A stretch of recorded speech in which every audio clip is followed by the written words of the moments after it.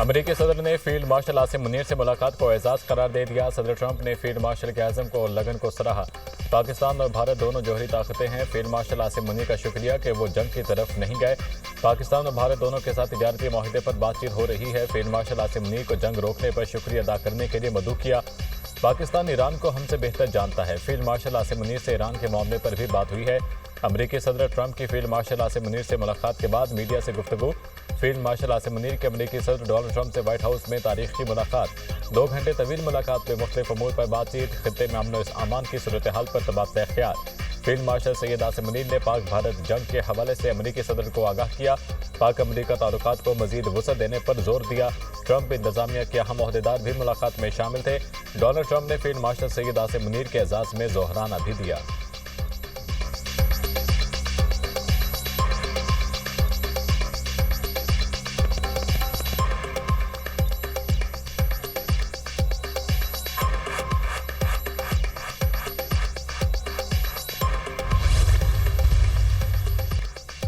ایران کے ساتھ مذاکرات کی راہ ہموار ہونے لگی۔ امریکی صدر نے ایران پر حملے کو حتمی منظوری تک روک دیا۔ امریکی اخبار کا دعویٰ، ایران پر حملوں سے متعلق ابھی کوئی فیصلہ نہیں کیا۔ ایران پر حملوں کا حکم دوں یا نہ دوں کچھ بھی ہو سکتا ہے۔ کوئی نہیں جانتا کہ میں کیا کرنے جا رہا ہوں۔ فرد و پلان کو صرف امریکہ تباہ کر سکتا ہے۔ اس حوالے سے بھی کوئی فیصلہ نہیں۔ امکان ہے کہ اسرائیل ایرانی سپریم لیڈر کو نشانہ بنائے۔ آیت اللہ خامنہئی کو نشانہ بنانے سے متعلق مزید بات نہیں کروں گا۔ ایران کے ساتھ گارنٹی والا معاہدہ ہونا چاہیے۔ ایران کے ساتھ ڈیل اب بھی ہو سکتی ہے۔ ایران کے ساتھ مذاکرات کے دروازے بند نہیں کیے۔ ایران جوہری ہتھیار نہیں رکھ سکتا۔ ایٹمی ہتھیار بڑی تباہی کا باعث بنتے ہیں۔ ہم ایران کے ساتھ معاہدہ سائن کرنے کے قریب تھے۔ اگر ایران کو جوہری اثاثوں کی اجازت دی گئی تو ساری دنیا کو دینی پڑے گی۔ ایران سے بند دروازوں کے پیچھے کوئی مذاکرات نہیں چل رہے۔ امریکی صدر ڈونلڈ ٹرمپ کی میڈیا سے گفتگو، کہا واضح پیغام ہے ایران غیر مشروع سرنڈر کرے۔ واضح کر دینا چاہتا ہوں ایران کو مشکلات کا سامنا کرنا پڑے گا۔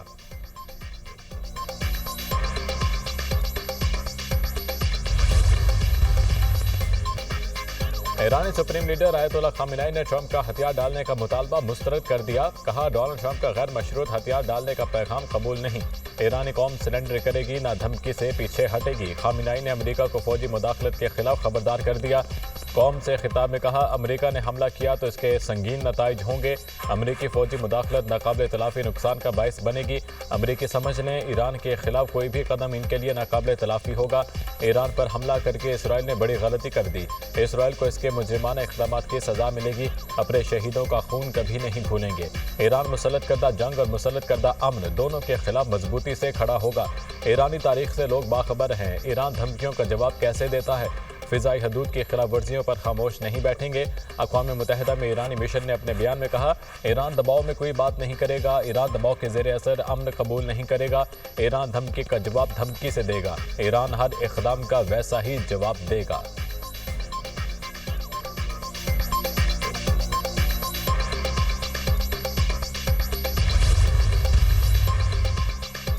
اسرائیل ایران جنگ پر اقوام متحدہ کی سلامتی کونسل کا اجلاس جمعے کو ہوگا۔ سلامتی کونسل کا اجلاس بلانے کی درخواست ایران نے کی۔ اجلاس بلانے کی ایرانی درخواست کو پاکستان، چین اور روس کی حمایت حاصل ہے۔ ادھر ایران اور مغربی قوتوں کے درمیان جوہری ہتھیاروں پر بات چیت کا آغاز جمعے کو ہوگا۔ برطانیہ، فرانس اور جرمنی کے وزراء خارجہ جنیوا میں مذاکرات کریں گے۔ ایرانی وزیر خارجہ عباس اراغچی مذاکرات میں شریک ہوں گے۔ مذاکرات کے لیے امریکی رضامندی شامل ہے۔ خبر ایجنسی کا دعویٰ، جارحیت کے خلاف فخر اور بہادری سے اپنا دفاع کریں گے۔ دشمن اپنی سنگین غلطی کی قیمت ادا کرے گا۔ ایران کے پاس جوہری ہتھیار نہیں، سفارتکاری کے لیے پرعزم ہے۔ ایرانی وزیر خارجہ عباس اراغچی۔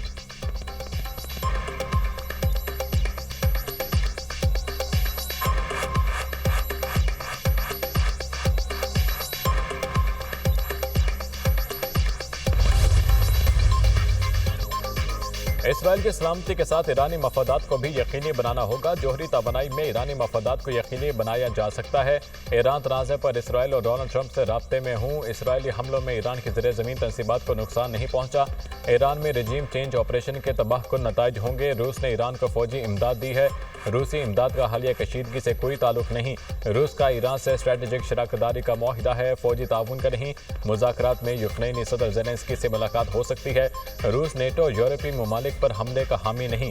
ٹرمپ سچ کہتے ہیں، اگر وہ صدر ہوتے تو یوکرین سے جنگ نہ ہوتی۔ روس یوکرین بات چیت 22 جون کے بعد ہونے کا امکان ہے۔ روسی صدر پیوٹن کا کابینہ اجلاس میں گفتگو۔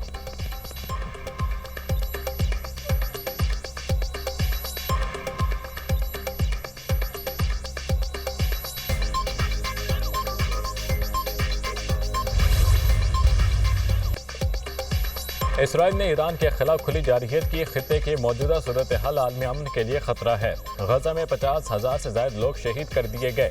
فلسطین کی صورتحال پر عالمی زمین کب جاگے گا؟ وزیر اعظم کی کابینہ اجلاس میں گفتگو، کہا افواج پاکستان کی شاندار کارکردگی سے جنگ میں کامیابی حاصل ہوئی۔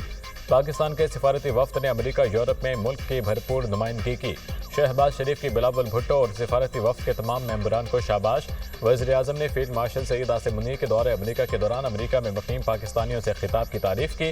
فیلڈ مارشل کو پاکستان کی سرحدوں اور مفادات کے دفاع کے لیے پختہ عزم کے اظہار پر خراج تحسین پیش کیا۔ وزیر اعظم نے مزید کہا، پاکستان کو ڈیفالٹ سے واپس لائے، مستحکم طریقے سے آگے بڑھ رہے ہیں۔ IMF کو بتا دیا تھا، زراعت فرٹیلائزر پر ٹیکس نہیں لگنے دیں گے۔ وفاقی کابینہ نے عوام دوست وفاقی بجٹ پر وزیر خزانہ محمد اورنگزیب اور ان کی ٹیم کو خراج تحسین پیش کیا۔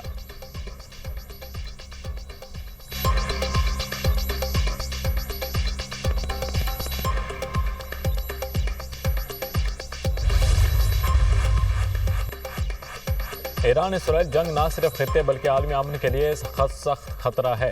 21 مسلم ملکوں سے مشترکہ بیان میں ایران پر اسرائیلی جارحیت کی سخت مذمت کی۔ 13 جون کو اسرائیل نے عالمی قوانین کے خلاف ایران پر حملہ کیا۔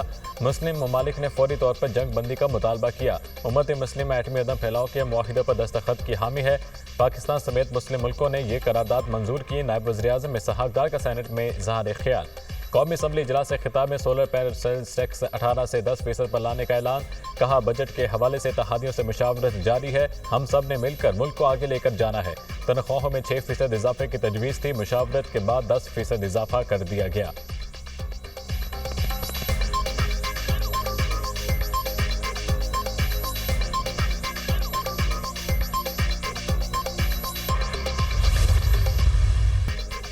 ایران کا ایک بار پھر اسرائیل پر میزائلوں سے حملہ، تل ابیب سمیت کئی شہروں میں سائرن گونج اٹھے، اہداف پر مرکوز حملے جاری رہیں گے، صہیونیوں پر جہنم کے دروازے کھول دیے ہیں۔ ایرانی فوج ایران کا اسرائیل فضائی پر مکمل کنٹرول کا دعویٰ، ایران نے اصفہان صوبے میں اسرائیلی ڈرون مار گرایا۔ اسرائیل کے بھی ایران پر حملے، اسرائیلی فوج کی تہران کے مضافاتی علاقے لویزان پر شدید بمباری، ایران کے صنعتی شہر کا راج پر بھی حملہ کیا، اسرائیل ڈیفنس فورس کا دعویٰ، اسرائیلی وزیر دفاع کا ایرانی سلامتی کے ادارے کے ہیڈ کوارٹرز کو تباہ کرنے کا دعویٰ۔ اسرائیلی حملوں میں اب تک 240 ایرانی شہید، 1400 سے زائد زخمی ہو چکے، شہداء میں 70 سے زائد بچے اور خواتین بھی شامل۔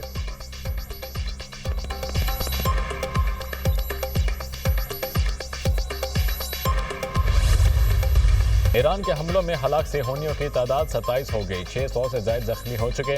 اسرائیل کی خفیہ ایجنسی موساد کا ہیڈ کوارٹرز بھی ایرانی حملوں کی زد میں آ گیا۔ اسرائیل کا تمام ایئرپورٹس اور فضائی حدود بند رکھنے کا اعلان، اسرائیلی ایئر ڈیفنس سسٹم دباؤ کا شکار، انٹرسیپٹرز نہ ملے تو اسرائیلی دفاعی نظام 10 سے 20 دن چل سکے گا، واشنگٹن پوسٹ کا دعویٰ، اسرائیل پر مسلسل ایرانی میزائلوں کی بارش سے انٹرسیپٹرز ختم ہونے لگے، امریکی انٹیلیجنس کے اعلیٰ اہلکار کے حوالے سے امریکی جریدے وال اسٹریٹ جرنل کی رپورٹ میں کہا گیا، تیزی سے کم ہوتی انٹرسیپٹرز کی تعداد اسرائیلی دفاعی نظام کی پائیداری پر سوالیہ نشان بن چکی ہے۔ میڈیا رپورٹ کے مطابق ایران کا نصف سے زائد میزائل ذخیرہ اب بھی محفوظ ہے۔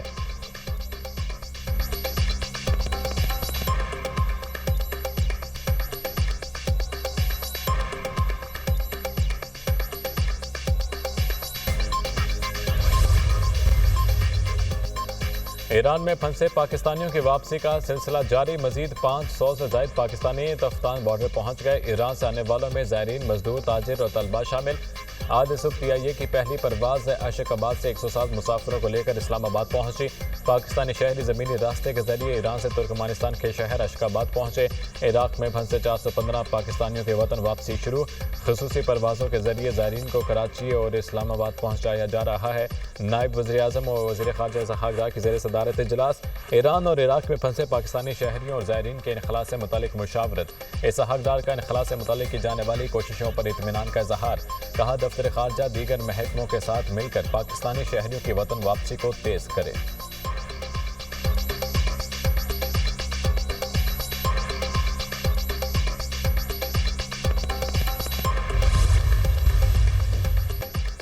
صدر مملکت آصف علی زرداری کا پی او ایف واہ کا دورہ۔ صدر مملکت نے فیکٹریز کے مختلف پیداواری یونٹس کا دورہ کیا۔ صدر آصف زرداری نے فیکٹریز کے عملے کی نئی فنی مہارت، عزم اور پیشہ ورانہ صلاحیتوں کو سراہا۔ ملکی دفاع کو مضبوط بنانے میں پی او ایف کی مؤثر کارکردگی کی تعریف کی۔ سیکیورٹی چیلنجز کے تناظر میں قومی دفاعی صلاحیتوں کو مزید مستحکم کرنے کی ضرورت پر زور دیا۔ کہا پاکستان کے دفاع کو مضبوط بنانا اولین ترجیح ہے۔ چیئرمین پی او ایف واہ لیفٹیننٹ جنرل سید طاہر حمید شاہ نے استقبال کیا۔ چیئرمین پی او ایف نے صدر مملکت کو پی او ایف کے مختلف پیداواری یونٹس کے بارے میں بریفنگ دی۔ پی او ایف کی فنی صلاحیتوں اور دفاعی پیداوار میں ادارے کی کوششوں کو اجاگر کیا گیا۔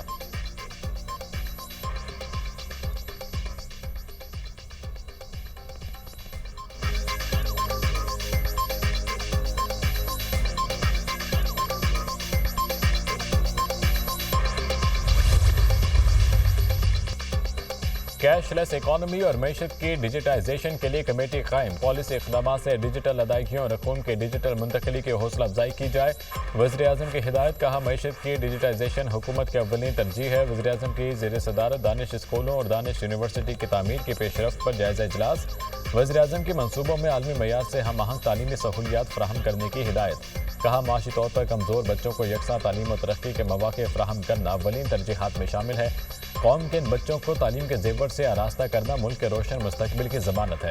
وزیر اعظم کی زیر صدارت national vocational and technical training commission کے امور اور پیشہ ورانہ تربیت کے حوالے سے اجلاس۔ وزیر اعظم نے کہا وفاقی اور صوبائی پیشہ ورانہ اداروں میں دی جانے والی تربیت کو بین الاقوامی معیار کا بنایا جائے تاکہ نوجوانوں کو بیرون ملک روزگار تلاش کرنے میں آسانی ہو۔ بین الاقوامی معیار کی تربیت سے ہماری افرادی قوت کی بیرون ملک کھپت بڑھے گی اور زر مبادلہ میں اضافہ ہوگا۔